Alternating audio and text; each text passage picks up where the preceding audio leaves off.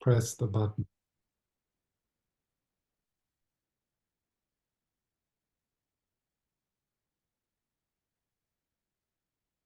Yes, welcome everyone again. Stephan Pende here, live from the Camino to Santiago Compostela. Just crossed into Spain. So I invite you into this pilgrimage. And yesterday we looked at, I guided a meditation where we were anchoring ourselves in the five senses. And then, okay, just a moment. Yeah, I just like to see everyone. So we were looking into the five senses, and then with the question, is there an I, a me, a self, separate from the stream of sense data? Is there a hearer? Is there someone? Is there an I who smells, who sees, who feels?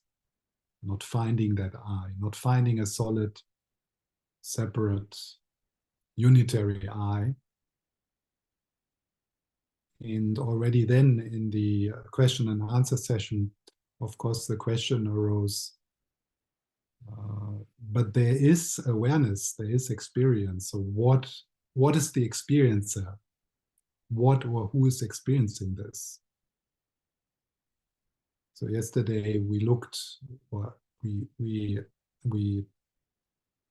inquired into what you are not. There is no separate, solid, unitary I. Somewhere in this flow of experiences, in this flow, in the stream of consciousness, in your experience right now, if you look for a solid, separate me or I, you're not going to find it. But there is awareness.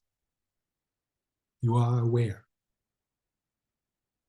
So today we want to go into that direction, into that question. What is aware? What is conscious? Who or what?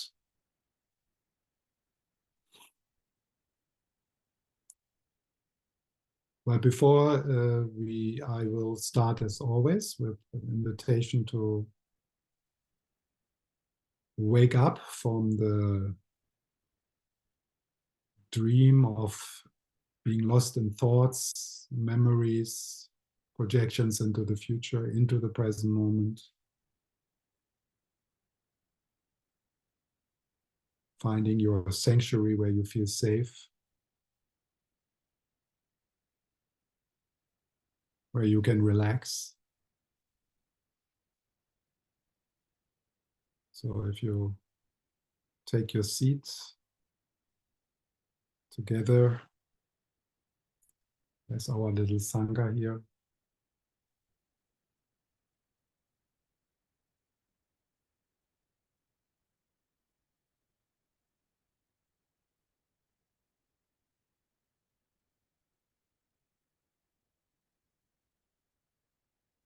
Adjust in your posture.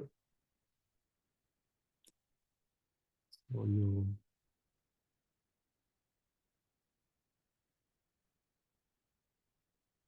sit with a certain dignity, but also with a gentleness and kindness.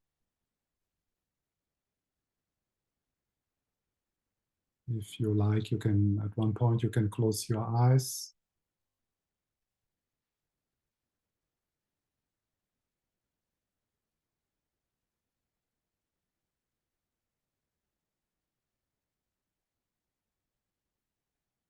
And then we start with the question, how am I?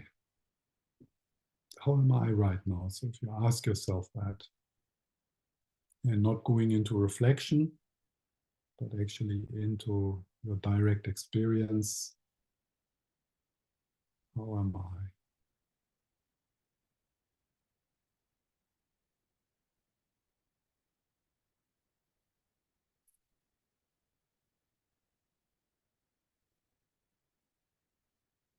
Notice how that question can bring your attention into the felt sense of your body,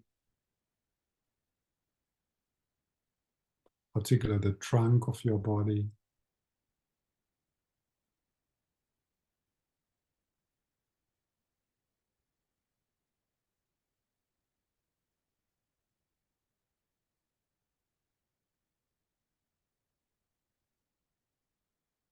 And thoughts, they become less important.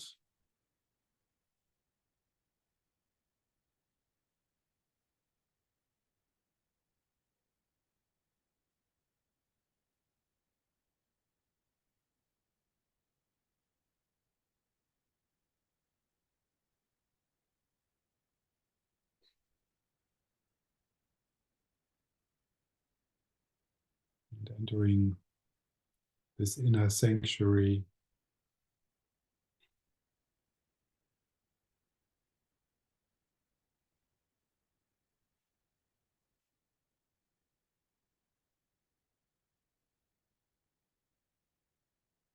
where you can just be without any pressure,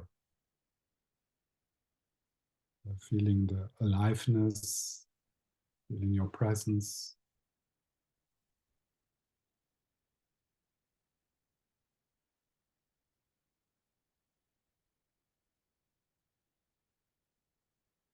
And then you also include your surroundings, the sounds you hear.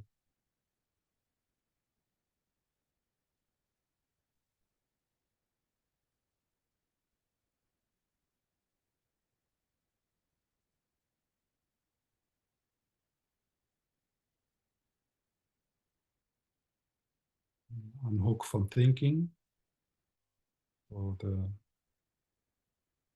thoughts which have been probably very much in the foreground of your experience the last few hours. So give yourself this gift of being in touch with reality.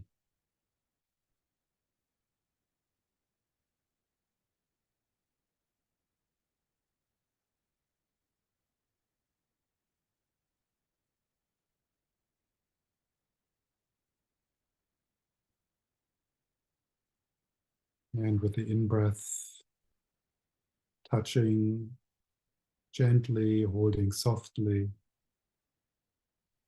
your inner life as it is.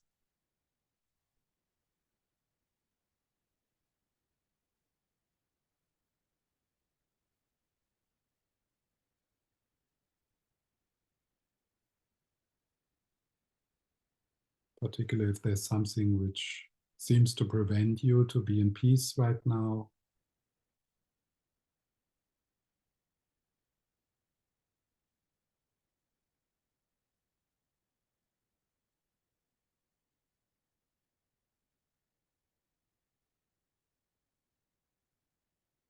Or particularly there, we bring a kind awareness together with the breath.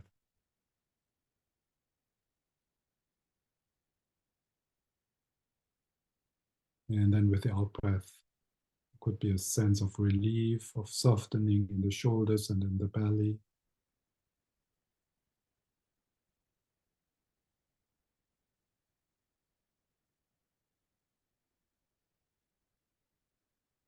And we are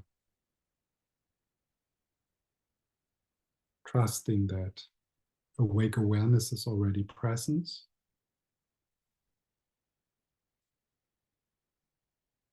that right now, in this moment, there's everything available. You need to be at peace.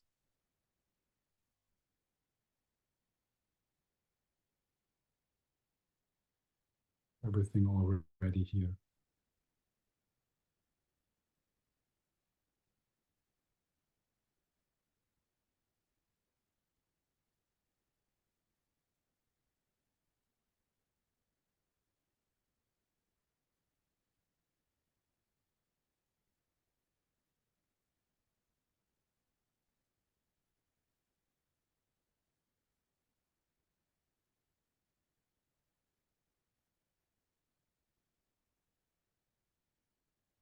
and returning when you get carried away.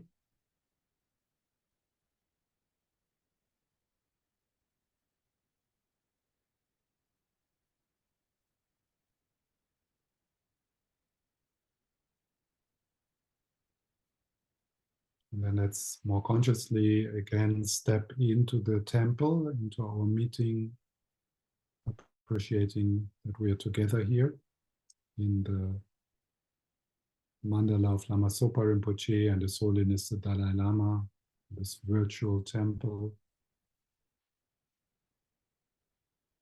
as brothers and sisters on the path.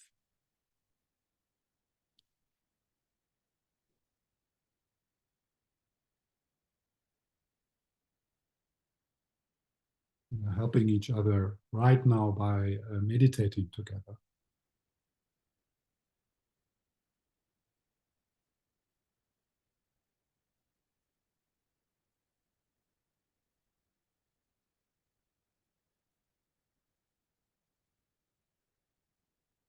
And then if you feel connected and it makes sense for you, let's call upon our teachers, masters, Buddhist or non-Buddhist, male and female,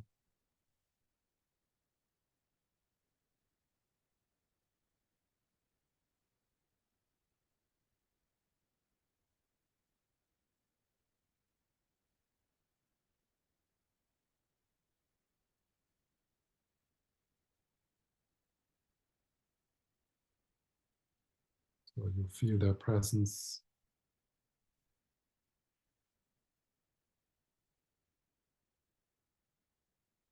And in your heart, you connect with them also for the others.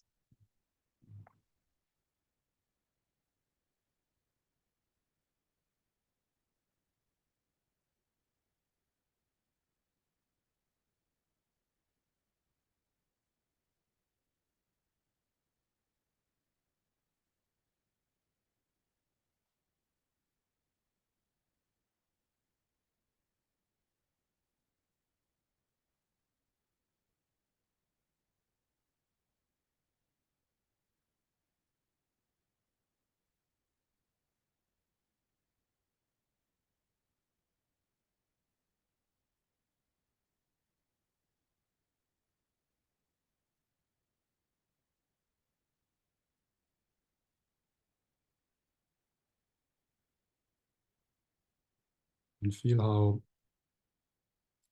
everything which arises for you, the sounds around you, the sensations in your body, the feelings, thoughts, how they come and go in this field, in this spacious field of loving presence, loving awareness, the loving gaze.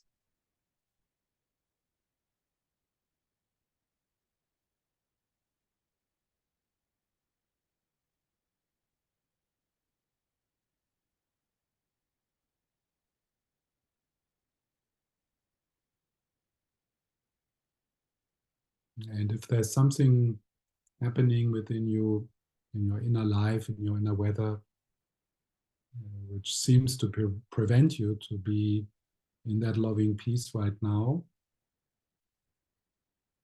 then just let that be and feel it. Offer it to the altar within our sanctuary, within our temple.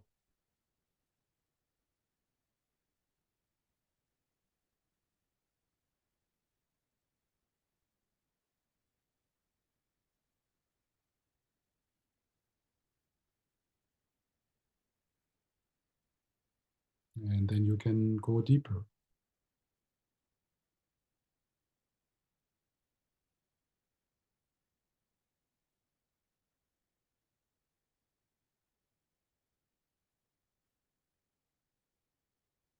So every sensation, every feeling,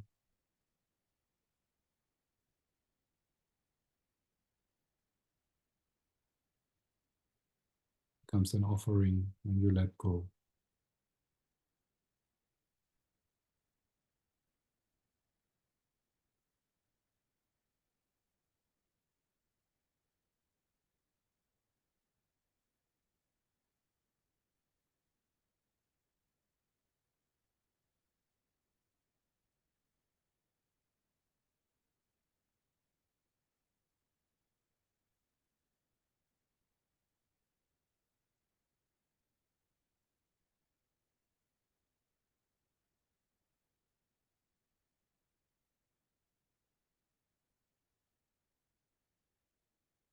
And just continue to do that with everything which is arising. Stay anchored in the present moment, to the breath, to the sounds around you.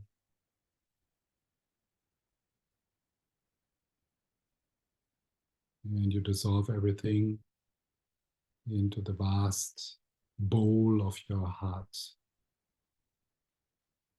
the vast pond of your heart.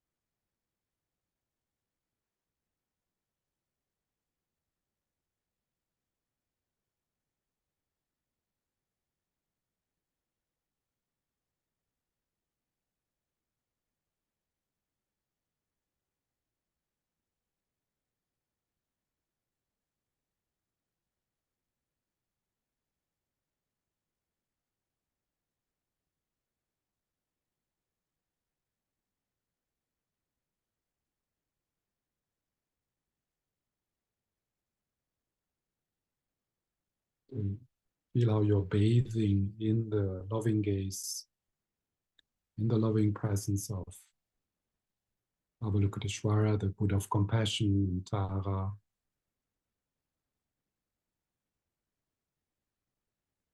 Maybe in your life embodied through teachers like Lama Yeshe, Lama Zopa, His Holiness the Dalai Lama, and others.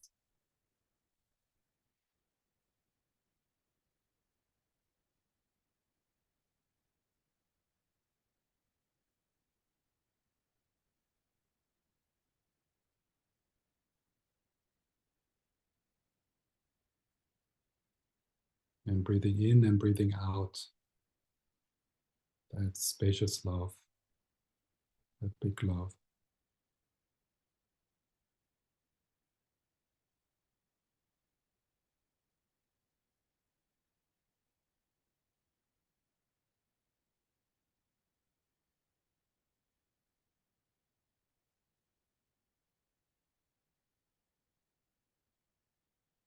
And in particular, breathing it out for other participants in this group.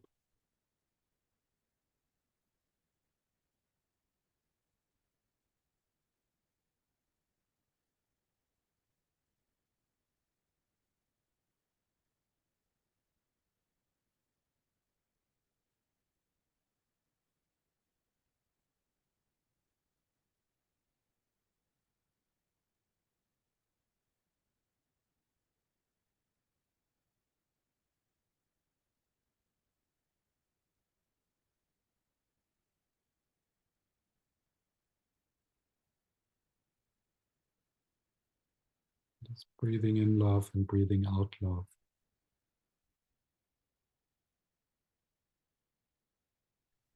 Breathing in the presence of the Buddha,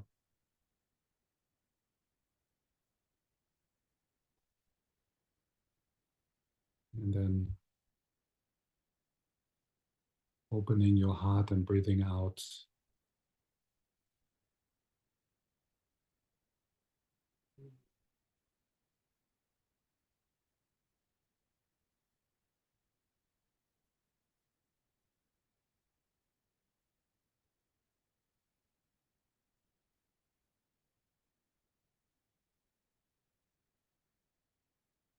It's very simple. You can completely relax. You don't need to concentrate.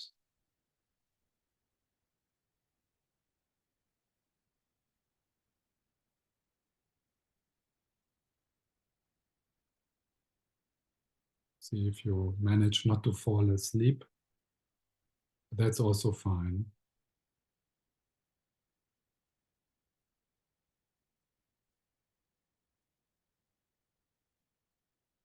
Just this sweet, effortless meditation, just being together in this sweet, effortless way.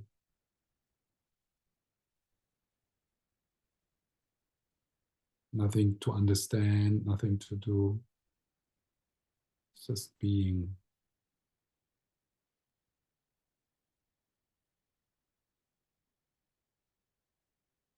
And it's so precious that most of us have tasted this in the presence of our masters, our teachers. This objectless compassion, objectless love.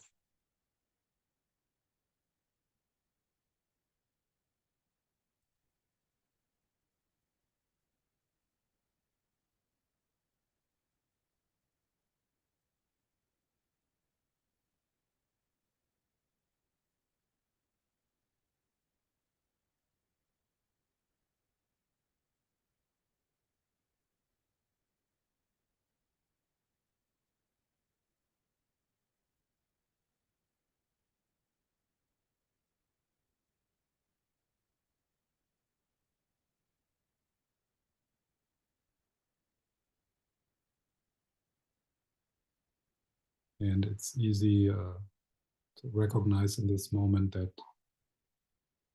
there is no solid separate me somewhere, an I.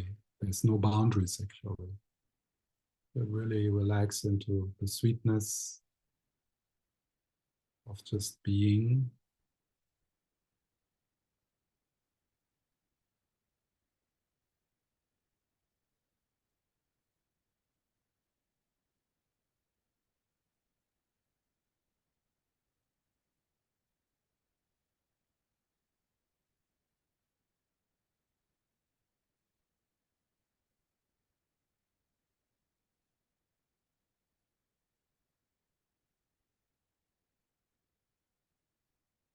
And any kind of doubt or any kind of feeling which seems to prevent you to be at peace right now, let it dissolve in the vast pond of your heart, the vast bowl of your heart, the big heart.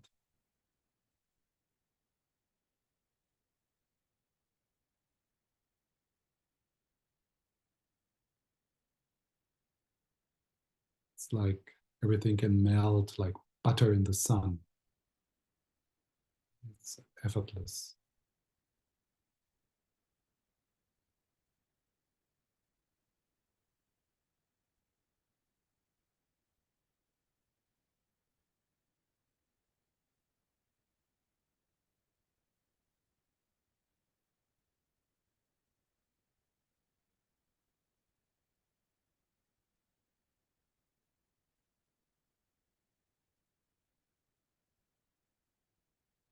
And also, you're not doing anything right now.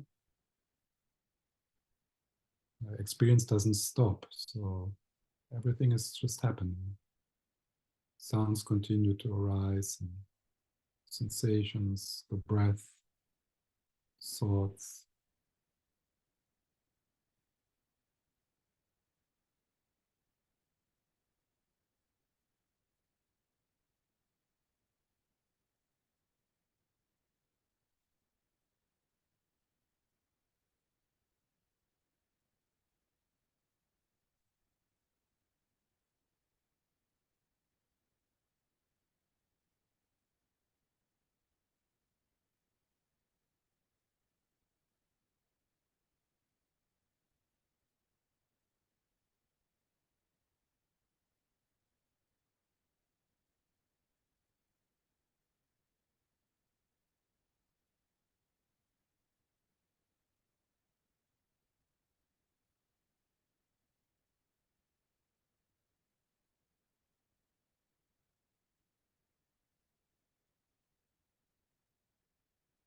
Can you feel the possibility to be even more in peace?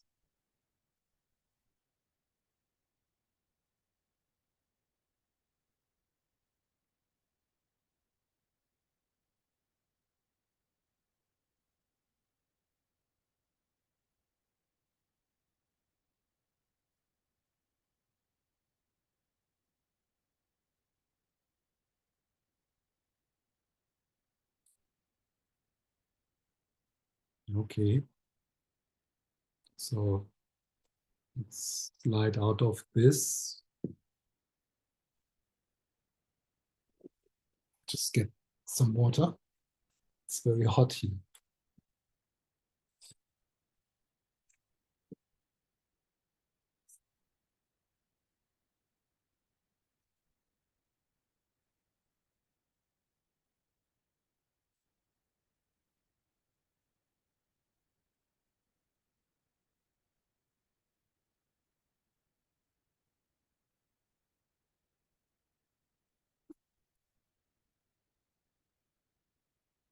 Okay. How was this? Um, I noticed some of you almost fell asleep. Uh,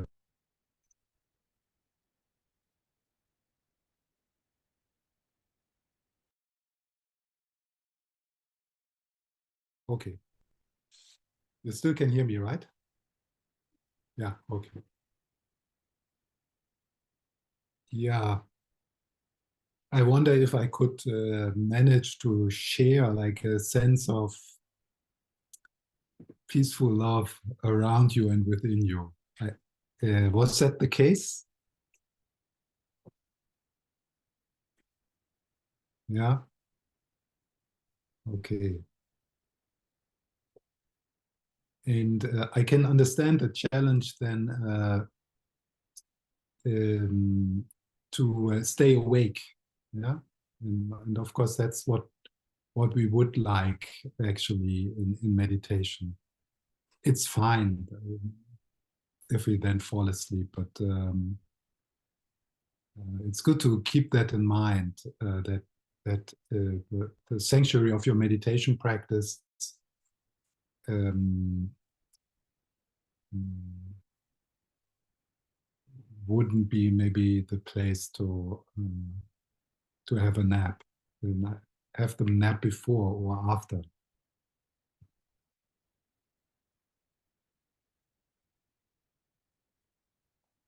And how to do that? That's actually quite an art, huh? To be so fascinated and interested in your own inner life and into experience as it is right now, so that you have this awakeness, this curiosity, this exploration kind of flavor in your meditation. So there's a curiosity. So uh, that prevents you to doze off. It's in a way it's a bit sad that we can't be so in love and fascinated by ourselves as we can be with another person. It's more difficult. Yeah, I'm sure if those of you who kind of fall asleep when you are just looking into your own inner life, if you are with someone you really love and you are curious about that person, then you have the capacity to stay awake and be alert. And why not be able to bring that same kind of curiosity and self-love into the relationship with our own inner life, so that when we turn inside in our meditation, that we don't fall asleep, that we actually get excited, like as if we are exploring a lover, you know. So I'm trying to do that, and I don't manage always, but it has been it got better in the years. So I don't do the nodding meditation so much anymore. And, yeah, Ali. Well, I think that you, in a way, just answered my question, which is the difference between meditation and dissociation. Because I've heard that there's a concern among some people that meditation can be used as a practice of dissociation. Yeah. But the way you're describing it here with in this style, becoming so fascinated and in love, so focused on the experience. Mm, And that's the opposite of dissociation. yes, Hmm. that's right.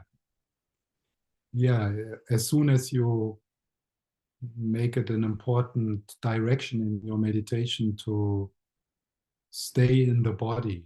How does this feel in my body? What's going on in my inner life, in the felt sense of my body? And when difficult experiences arises in the felt sense of your body, that you don't turn away from them, but you go towards them. So that's what I mean, there's different ways to introduce that, but I mentioned like to dissolve it into the pond of your heart. I don't know if that metaphor makes sense, but you know, it's just like, so something arises which is like, for example, restlessness or sadness, and you turn towards it and you dissolve it into love. Or you can also dissolve it into the lap of Tara, or uh, different images are helpful here. Whereas disassociation would be you feel something difficult. So first you start your meditation disconnected from the body already, like maybe meditating on the sensations in the nostrils, yeah, or just a mental image. So you are disconnected already from the body. And then something difficult arises, some restlessness or tiredness. And instead of moving towards it in your meditation practice, you you try to move away from it.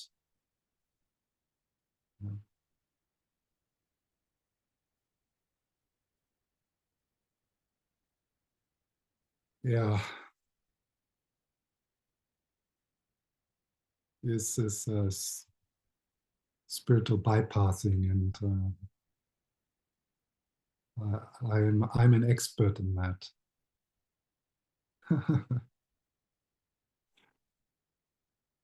I think all in all, in 40 years of practice, there were 30 years of spiritual bypassing.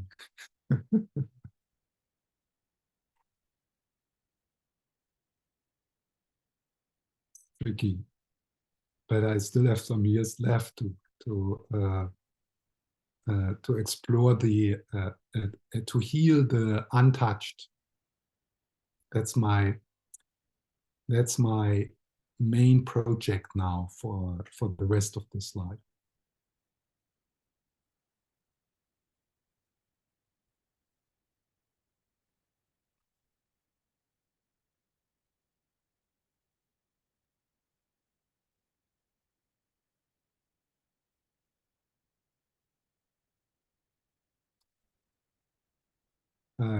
Walking here walking the whole day, connecting with five sense doors. Wow, it's so obvious how messed up my mind still is. It's quite amazing how little time I spend in present moment awareness, though, and how much I'm lost in thoughts, drowning in thoughts. It's really a constant practice. And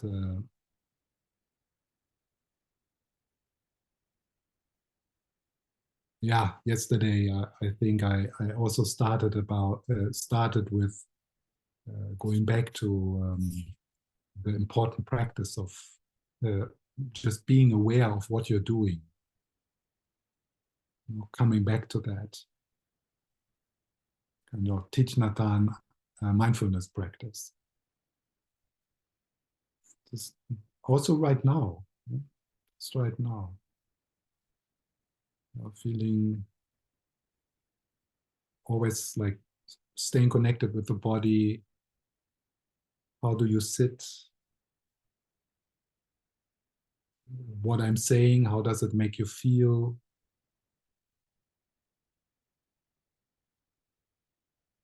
The sounds around you.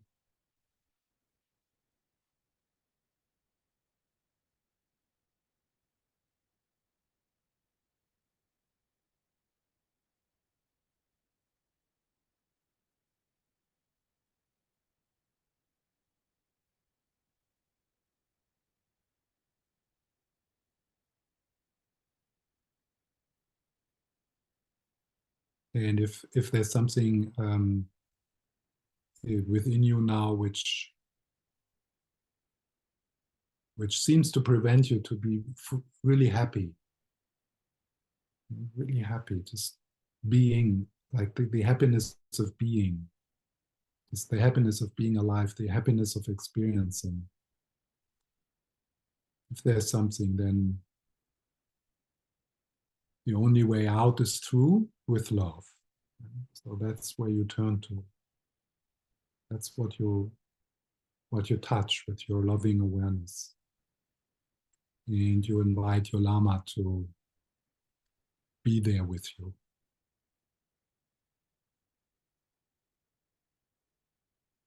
You deserve to be really, truly happy right now. Every one of us here. We really deserve to be truly happy. And we actually can. We can be happy. We can be happy right now. We deserve to be happy right now. And we can.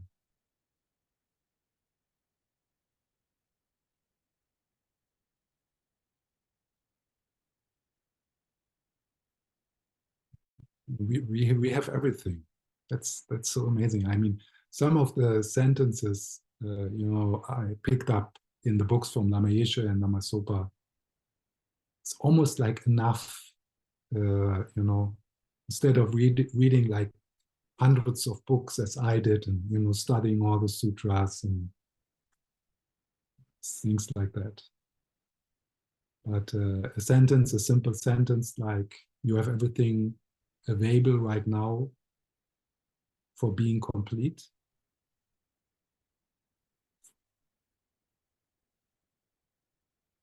Yeah, there you can breathe, it's like, yeah, it's like that. And then actually all the good qualities like patience and generosity and non-violence, they just arise from there. They are innate.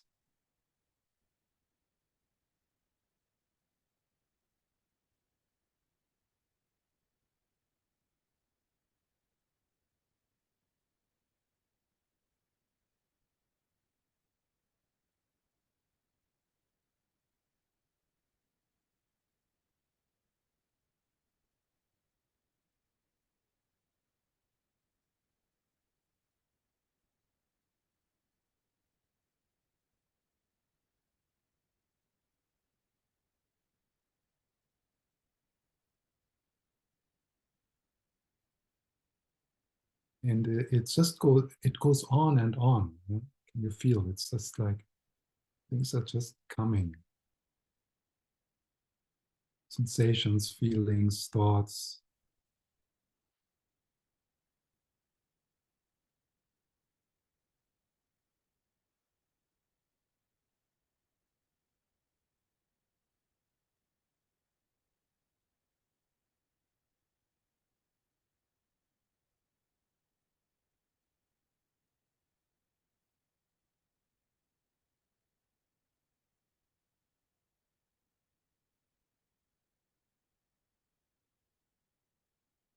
So, and whatever you're aware of right now, yesterday, Philip, we talked about the objects. So whatever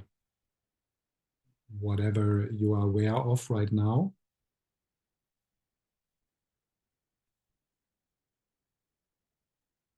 so take a moment to kind of what I mean with that. What are you aware of?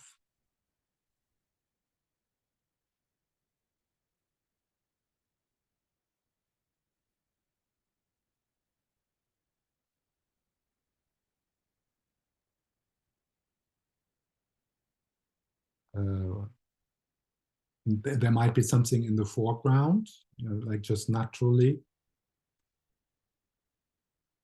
something which is like maybe something pleasant or unpleasant.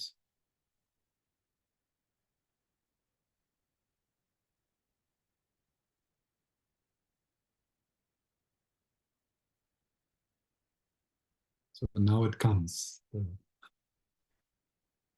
Is an experience within awareness, is an experience within consciousness.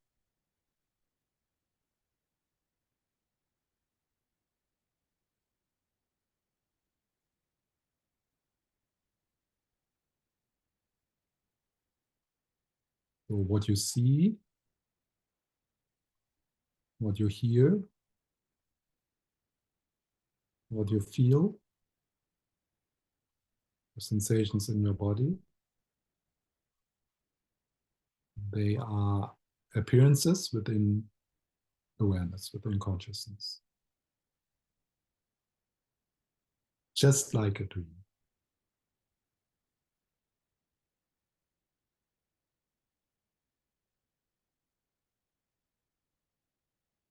Try to have a sense of what I say right now.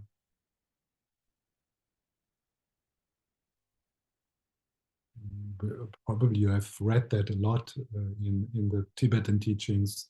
Life is like a dream, or this moment is a dream. This is like the favorite walking meditation of Lama, or the only walking meditation of Lama Zopa Rinpoche I've ever received instructions for in his retreats. Was you go out there and you walk and you just repeat the mantra. It's a dream. It's a dream. It's like a dream.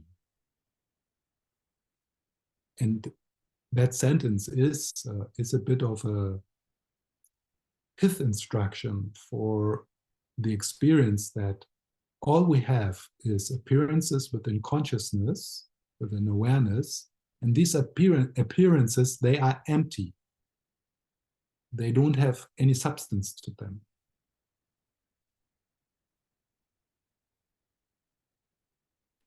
Can you recognize that right now? That whatever you experience right now, and take something challenging, like you have the experience of solidness of sitting on a chair.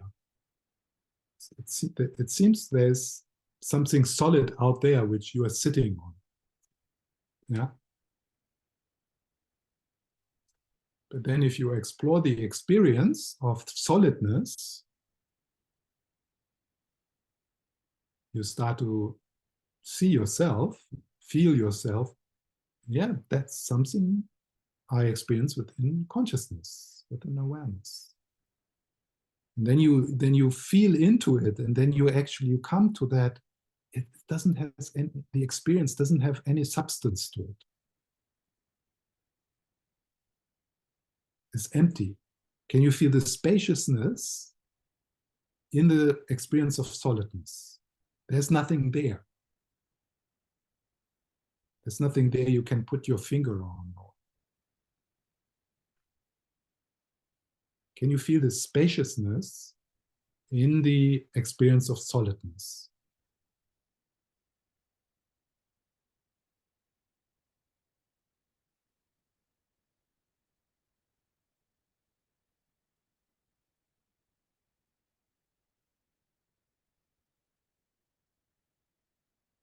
The experience of your body,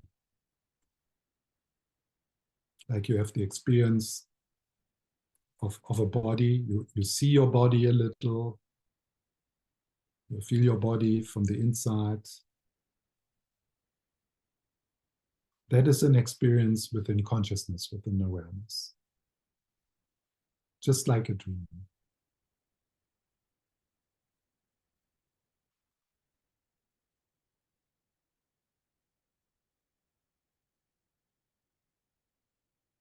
And the awareness of the body,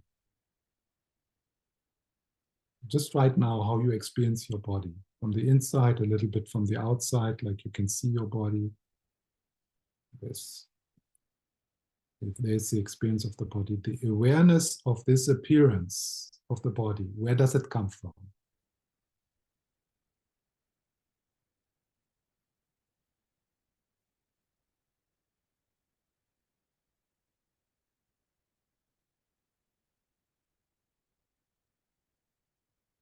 From the inside of the body,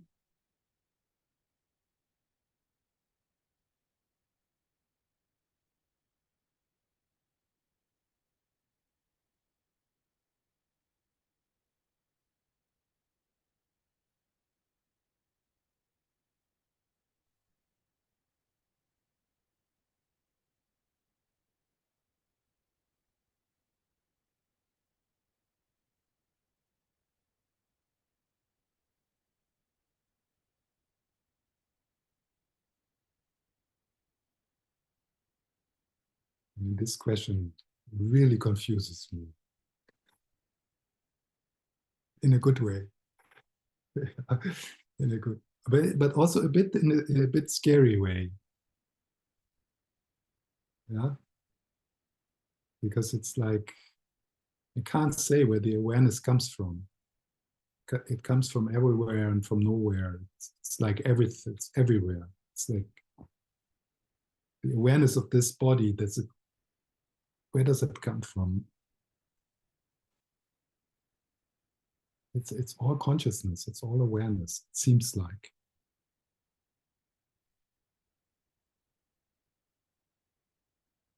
You know, the mental image you have of the walls around you.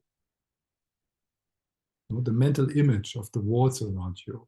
You don't see an outside world, never, because all you see is mental images. So the mental image, the walls, the experience of the walls around you is an appearance within consciousness, made from consciousness, and it's empty. Can you recognize the non-solidness of the experience of the walls around you? There's nothing there, just an appearance, an empty appearance.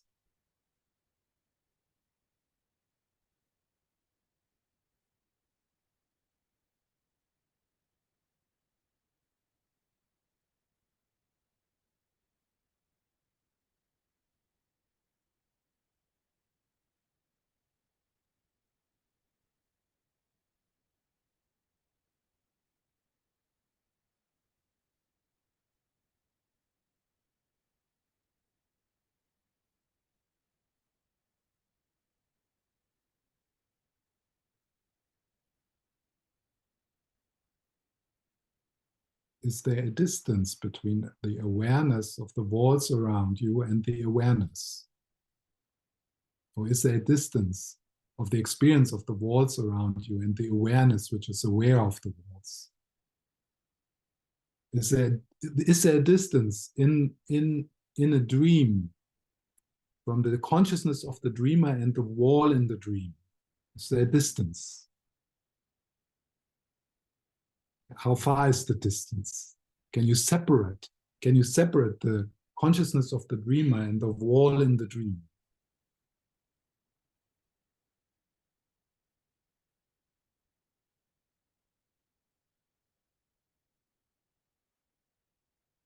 So can you actually separate yourself from the wall around you?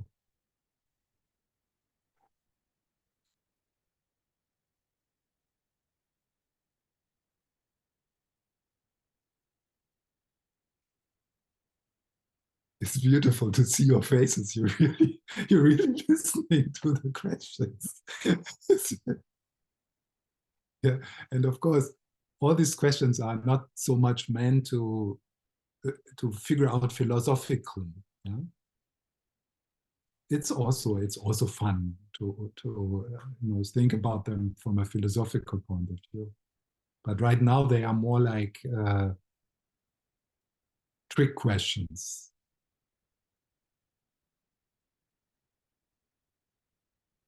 Yeah, Philip.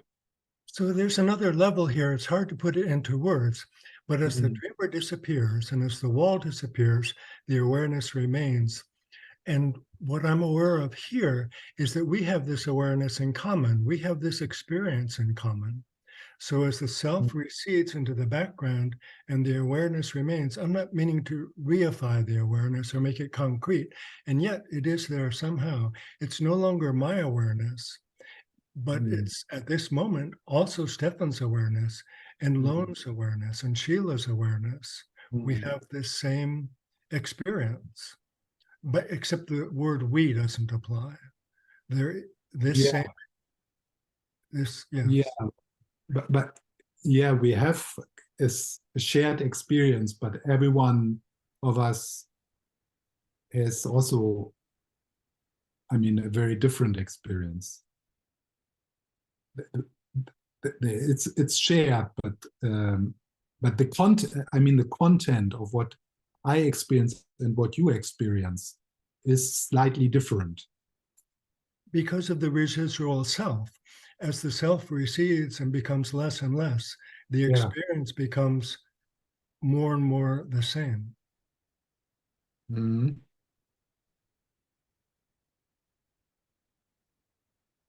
It's like Mm. our sensory organs, or the difference between our sensory organs and another species' sensory organs. They're limits to our appreciation of the fact that the awareness is a universal thing. Yeah. Yes. Mhm. Mhm. So right now there is what every one of us perceives, sees, feels, hears. So that's coming and going, and its appearances within consciousness. Um, they have no substance, empty appearances. And are you referring to that which remains kind of? Yeah, so when people talk about form and emptiness being the same thing, Yeah. what this makes possible is that. Mhm. Mhm. Yeah. I right now I feel pretty close to you, Philip. Yeah, the more I think about this and study it and practice, the more I am convinced that we share the same consciousness. So Yeah, yeah, it's no surprise, right? And we all yeah, do. We all do. yeah, yeah. I don't think not every Buddhist um, would agree with that, but for me, this moment has that taste, definitely. Mhm.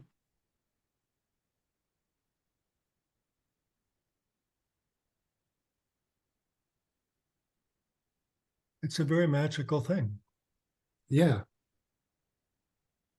that's right.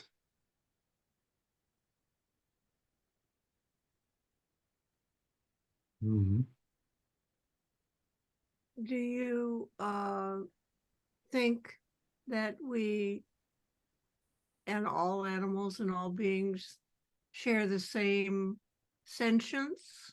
When we talk about sentience and consciousness, is that Yeah. the same? And is the Um, sentience of an octopus the same as my sentience?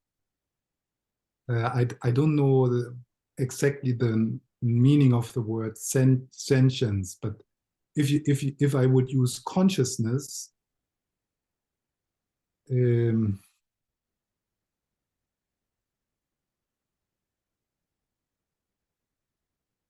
mm,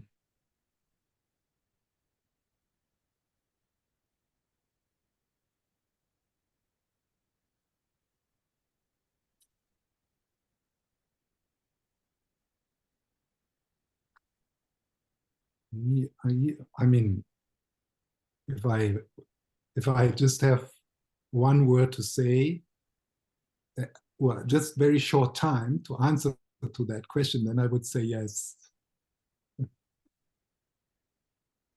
I would say yes. And that's debatable in the Tibetan tradition. So sometimes you hear lamas talking about the different streams of consciousness and your future Buddha, and but then you also get teachings from Lama Zopa Rinpoche, so for example, on the ultimate bodhicitta and the ultimate Lama, Dharmakaya.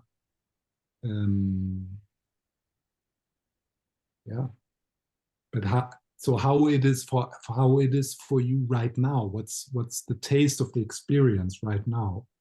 And when Philip was talking, he expressed a sense that there's no separation. And in that sense, The more I meditate, I'm with Philip. I yeah, mean, me too. you know, that consciousness and sentience is Yeah, all the same thing, and that there's no hierarchy of, yeah, you know, we're higher beings or lesser beings on the planet. yes, that's right. Yes, Judith. Your name is Judith, right? Yes, it is. Yeah. And I believe that you have been in this since 40 years or something. Well, I started with Lama Yeshe in 1968. 68. So,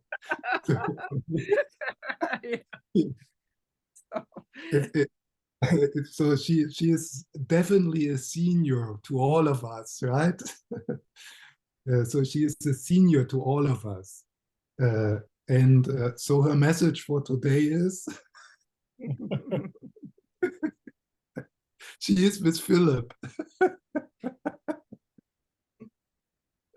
And I think it's beautiful. Yeah. Well, you know, and the other thing you speak of, Stephan, that my mind goes to it all the time, are these simple messages from Lama Yeshe, just short phrases, and Lama Zopa too. Yes. You could write everything we need to know on a page. You know, I mean, the thing that your mind goes back to, you know, is merely labeled, you know, that just takes in so much. That's right, Judith. I completely agree with that. Yeah. Maybe I would have agreed with that 5 years ago, but I'm actually in a period right now in my life where I try to write that page. That's what I'd like to see from you. Yeah. I'd like to see that page. Yeah, that's right. Okay. I'll send you some too. Yeah, yeah. And then I think one can even, I mean, sometimes one can condense a page like in just a sentence, you know, like sometimes some sentences are like worth to chew on and be with like for weeks, you know, like, you know, and then it comes back again. And like, no, for years I had this, you know, relaxed ear. It's good enough. Yeah, from Lama Yeshe. Good enough, dear. That's Good enough. I mean, this is like, you know, I don't need to read Christian Neff and Tara Brach. You know, I just all this self-compassion stuff. No, I just connect with Lama Yeshe. I've never met him, but I connect with Lama Yeshe, and then good enough, dear. Good enough. Yeah.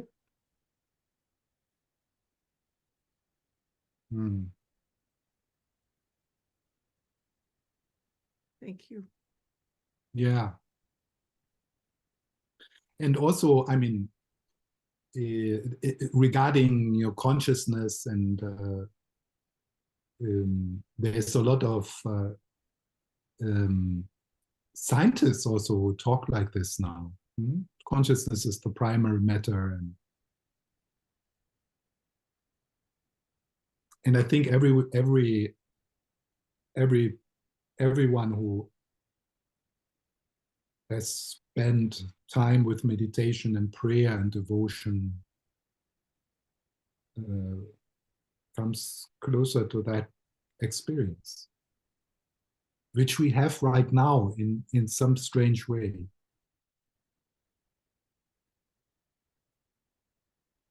I mean, can you find the boundary between me and you, like my voice, for example?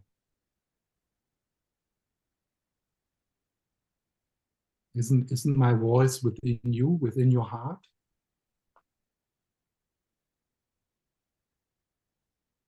Isn't it almost like somehow, because I have this space now, I'm the space holder for this meeting, that your own wisdom mind speaks to you, or your own wisdom heart speaks to you? When I say now, relax, relax, you're good enough. There's nothing wrong with you. You can just relax. It's fine. You're safe. So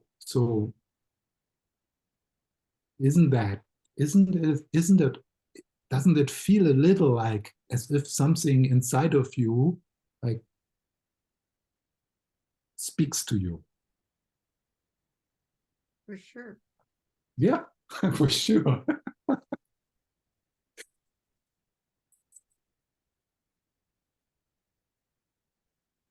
No.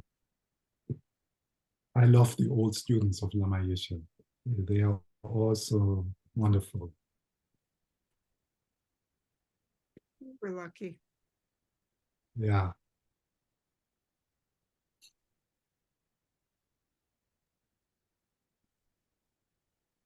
Stephan, I don't know if you see Lori has her hand up. No, I didn't. I don't see that. But you can just talk. Hi, Stephan. It's Lori. I feel like you almost answered my question, but I'll ask it anyway. I'm trying to make this not a heady thing and really try to feel this more like this experience of what you're talking about more than just making it like a intellectual exercise. And I'm thinking about like guru yoga, which is something that I've always struggled with because like you were saying, like the walls around you are different than your experience of the walls around you. And so, right? That's what you were saying? I no, I don't think so. I mean, I didn't talk about the walls outside because I have doubts that there is any walls out there. So because I can never, and I wouldn't be able to check if there's any real walls out there. And there's such experientially, but also scientifically, there is no evidence that there is a universe out there separate from consciousness. No Buddhist meditator came up with the idea that there is an objective universe out there, and no scientist. The outside universe disappeared 100 years ago. right. So that's where I get caught up with guru yoga, because I feel like there's so much weight on a person being there. Yeah. And I feel like it almost contradicts what we're talking about today. Yeah. Can you speak on that a little? Yeah, that's a misunderstanding of guru yoga. Guru yoga is not worshipping the person out there. Guru yoga is a projection of your own inner light, and then and you stay aware that it is your projection. So and it helps you to because you suffer from a lack of trust in your own inner light.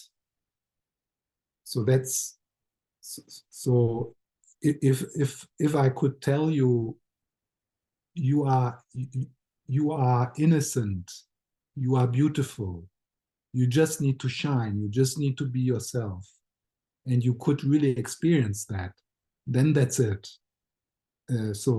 But because we have this lack of trust, then for temporary, we project that inner light into an outside person, in an imaginary outside person, because the guru is not an outside person. The guru is a reflection of your own inner guru. And this projection helps you to uncover the inner guru.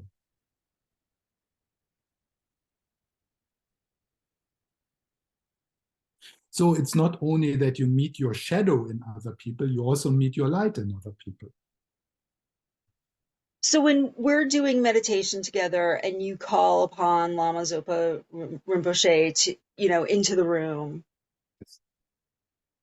we're not actually like, I get stuck because I feel like, why do I need to bring this other person in? You don't need to. You don't need to. And that's why I always say before this this kind of practice, only if it makes sense and it helps you.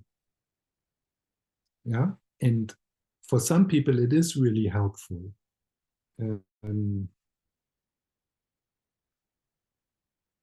Yeah, for some people, it is helpful to go this. It's like a side. No, it is like a temporary crutch. A temporary crutch to project your inner light into another person.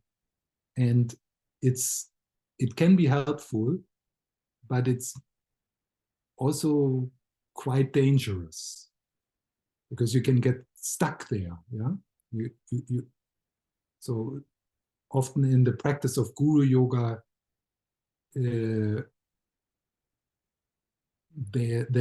people miss this step that you always dissolve the guru back into the inner guru.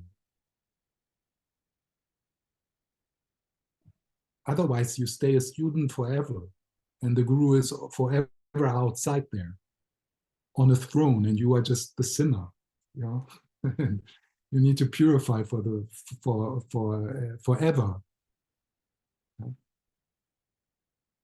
Thank you. I really appreciate that. Also important that when you take refuge into a guru, you're not taking refuge into the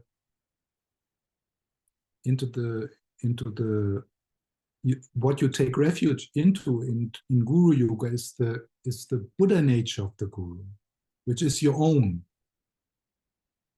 There's no difference between your Buddha nature and the Buddha nature in His Holiness the Dalai Lama. It's the same.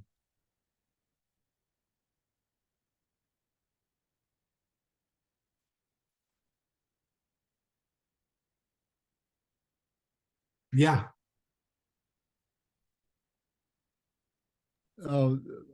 Commenting on the guru yoga part, I think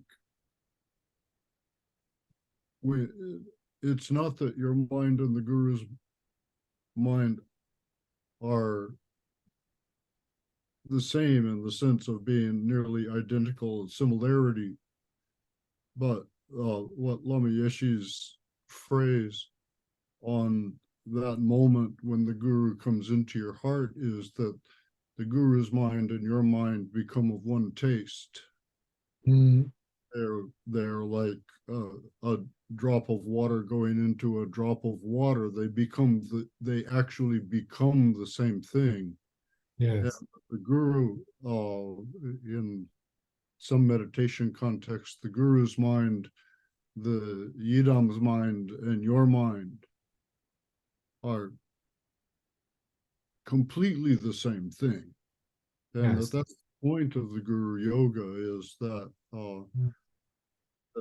and if you've been in the presence of somebody who's can be a genuine guru to you, you've had the experience of seeing the possibilities of development. You've seen, being like Lama Yeshe or Lama Zopo or the Dalai Lama, you've seen how far the human consciousness can be developed. And once you realize that yours can be exactly the same, that's the point of the Guru Yoga, is Yes. that those minds are, it's like exactly like what Philip was talking about, is that moment when the Guru's mind and your mind are completely one taste. That's the point of the Guru Yoga, is to come to that feeling, that that genuine experience in your own self. Yeah, that's right.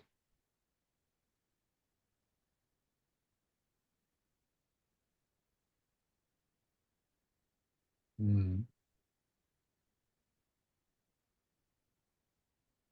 It's so embedded in our culture, I think, to be it's like the initial fear people have about prostrations, the kowtow, that this sense that we're surrendering, this idea of the hierarchy that we cannot get away from. Mm.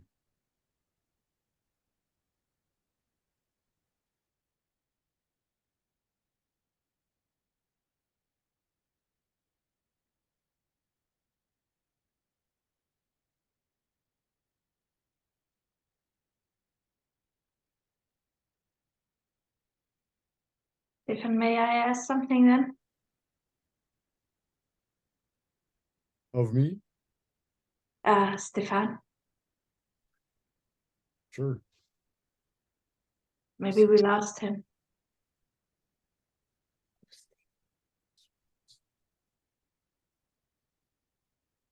Stephan, you're frozen. Yeah, somebody's frozen. Or Yeah. somebody. Oh, he's gone.